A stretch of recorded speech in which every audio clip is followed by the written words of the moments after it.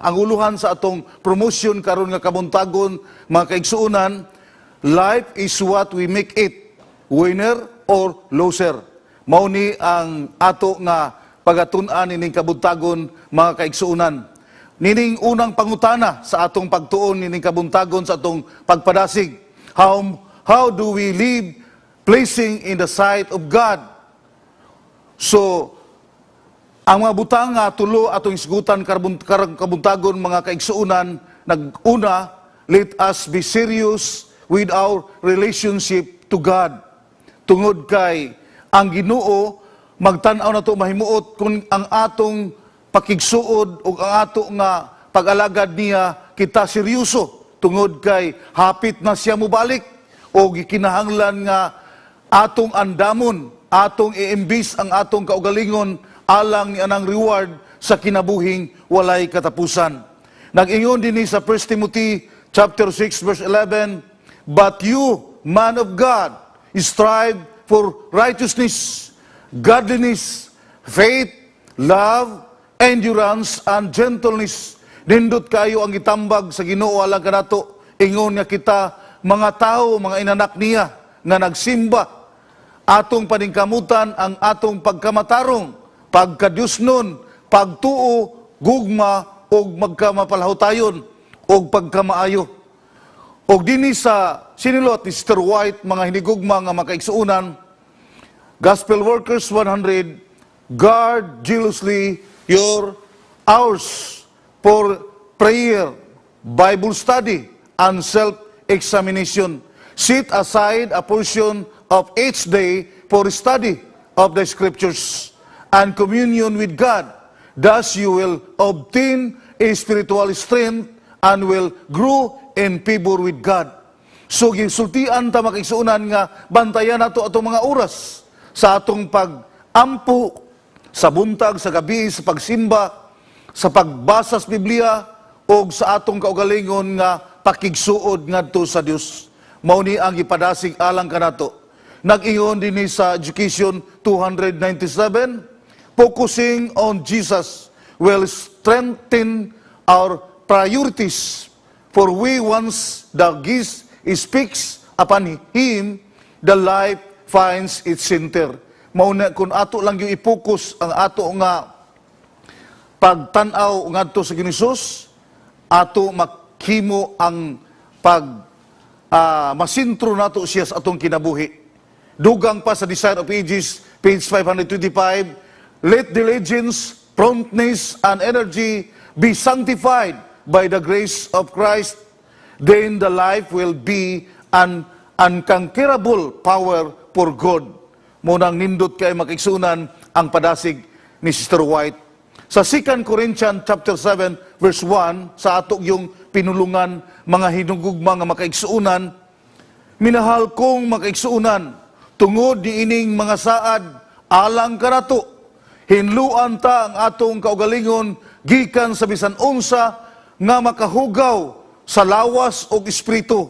Maningkamot kita nga mahingpit sa pagkabalaan, diha sa pagkinabuhi nga mahinadlukon sa Dios. So, sakto gyud si Apostol Pablo sa iyang tambag makaigsunan nga atong hinluad ang atong kaugalingon personal o sa atong espiritual nga kinabuhi. Number 2, kay tulura man yung mga kaigsuunan o mga kapaglaong, let us offer ourselves daily to God. Ato lang yung ihatag atong kaugalingon ngadto sa Ginoo. Una, magseryoso ta sa atong relasyon niya. Ikaduha, atong ihatag ang atong kaugalingon ngadto kaniya. Keep our walk with God praise and intimate by spending time with Him daily. Mauna ang ipadasig kanato nining kabuntagon. Seek to praise Him daily and acknowledge who we are in light of who He is as Creator and Redeemer. And 1 Peter chapter 1, verses 13, 14, so then have your minds ready for action, keep alert, and set your hope completely on the blessing which will be given you when Jesus Christ is revealed. Sa diha nga ato himamat ang Ginoo ug atong nadunggan ang iyang mga pulong, nakadungog tas kumpletong paglaom. Unsa man ning kumpletong paglaom nga iyang gihatag kanato makigsunan, mao ang eternity, ang langit nga atong gihandom, nga ato nang mapuy-an sa di madugay kung siya mo padayag na ning kalibutan na. Hapit na mangyud siya mubalik mga kaigsuunan.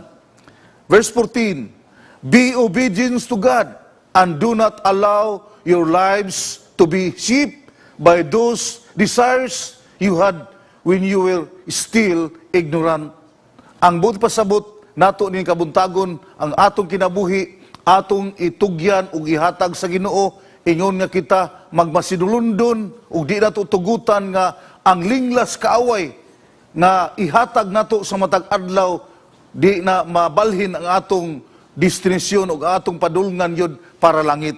Mao na nga kaniadto wala man ta nakahibalo sa kamatuoran, karon nakahibalo na ta busa atong himuon mga kaigsuunan o mga kapaglaom nga ato yung itutok ang atong mga pagtanaw ngadto sa Ginoo sa mga butang nga langit nun samtang kita naghulat kaniya.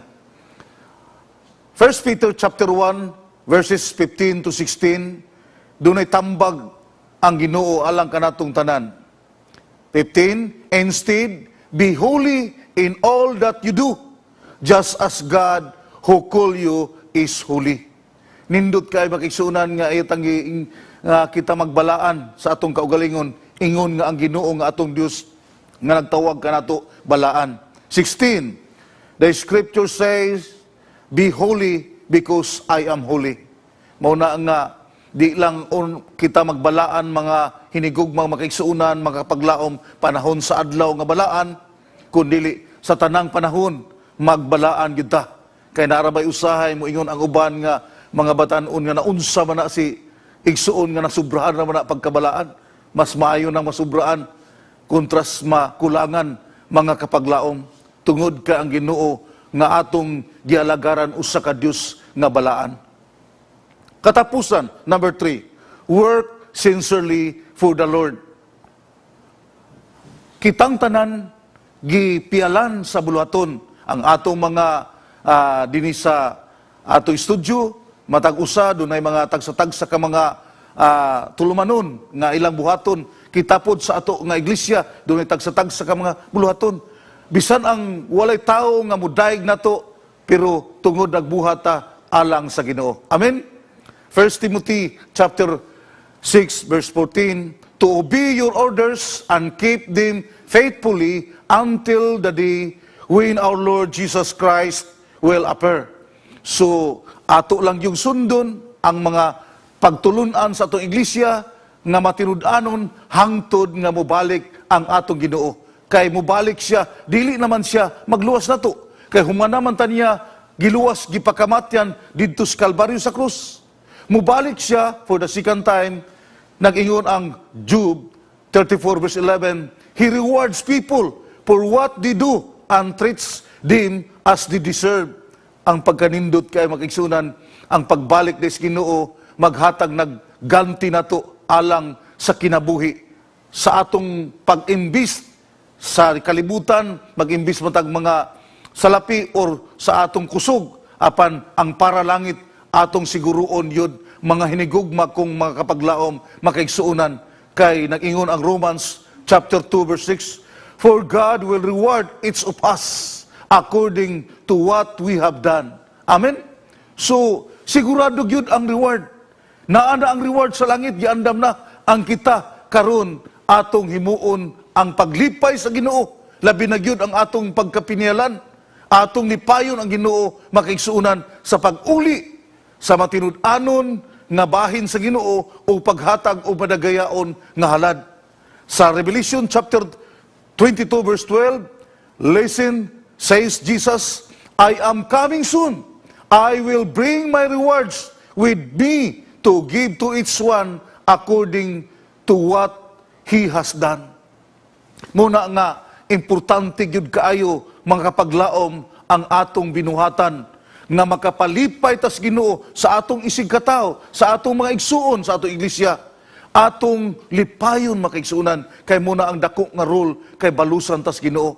1 Timothy chapter 6 verse 12, run your best in the race of faith and win eternal life for yourself, for it was to this life that God called you when you firmly professed your faith before many witnesses. Atong gidawat ang Ginoo ingon nga atong personal manluwas, atong giapilan kining lumba sa pagtuo sa kinabuhing walay katapusan. Busa ato nga himuon yun ang pagbarug o ligon sa atong pagtuo bisan sa daghang mga pagsulay nga moabot sa atong kinabuhi. Sister White nagtambag sa Gospel Workers, page 366, As God is pure in His spirit, so man is to be pure in his. And he will be pure if Christ is formed within the hope of glory. For he will imitate Christ's life and reflect His character. Kay gustos Ginoo nga mahitabo na ni nato karon sa matag usa makaigsuonan nga makita na si Jesus sa atong kinabuhi kay duol na gyud siya kaayo mubalik. Busa nining kabuntagon ang ako nga mga pagpadasig natong tanan sa tulo ka mga butang nga atong himuon ang pagbuhat nga matinud-anon bisan walay tao nga mo appreciate o mudayeg nato apan ang Ginoo nag-record ang mga manunda sa langit og ang ato usab nga relasyon ngadto kaniya atong imintin og labaw sa tanan atong ihatag kaniya ang atong kinabuhi sa matag adlaw. Busa nining kabuntagon mga hinigugma kong mga kaigsuunan o mga kapaglaom nga nagtan-aw nagsimba karon sa atong buhi nga Dios sa tibuok kalibutan. Atong himuon ang paglipay sa Ginoo nining panahon karon tungod kay siya mobalik na. Mao ni ang pinakadabis nga investment sa atong kinabuhi kay maghatag ang Ginoo og ganti nga kinabuhi nga walay katapusan kun siya mopadayag daning kalibutan na. Daghang salamat, usbon nako, happy Sabat kanatong tanan.